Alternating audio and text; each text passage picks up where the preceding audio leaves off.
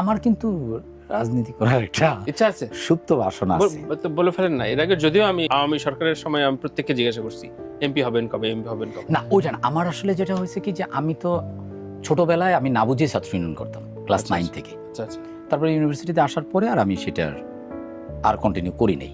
আমার ওই যে আর্ট কালচারটাই আমার মনে হচ্ছিল যে আমার ফোকাস নষ্ট হয়ে যাচ্ছে।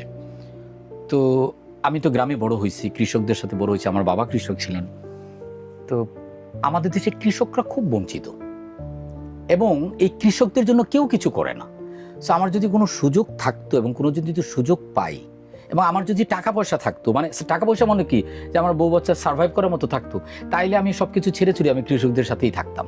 তো এইটা আমি করতে চাই আসলে। আমি জানি না সুযোগ পাবো কিনা। মানে এখন তো এক্সিস্ট করে এখন বিএনপি, এনসিপি, জামাত, যে কোনো দলের নেতা কর্মীরা দেখতে পারেন শরফ আহমেদ জীবন দেশ ও দশের জন্য সাদা কালো পোস্টারে থাকতে চায়।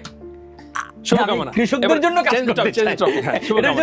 এটার জন্য কোনো দলীয় সাইনবোর্ড লাগবে না তো? না, অবশ্যই রাজনীতি করার ইচ্ছা অভিপ্রায় অন্যায় কিছু না। হ্যাঁ, এটা আপনি বলেছেন। এটা আপনি অন্যায় কেন হবে? আপনি রাজনীতি করেন না, আপনি রাজনীতির বাইরে না, রাজনীতি আপনাকে চালনা করে। এক্স্যাক্টলি। সো আমি তো রাজনীতি করি, প্রত্যক্ষ বা পরোক্ষ ভাবে আমি তো রাজনীতি করি। সেটা তো হ্যাঁ, আমাদের রাজনীতির ভেতরেই থাকি, রাজনীতির ভিতরে দেখি। মাঝে মাঝে আমাদের রাজনীতিবিদদের দেখে সোকল লজ্জাবোধ হয় আমাদের, এই জন্য আমরা চাই না। আমি তো আমার বাচ্চাকে কখনো বলি নাই যে বাবা তুমি কি হবে, আমি মুখ হবো, তুমি না তুমি রাজনীতিবিদ হও।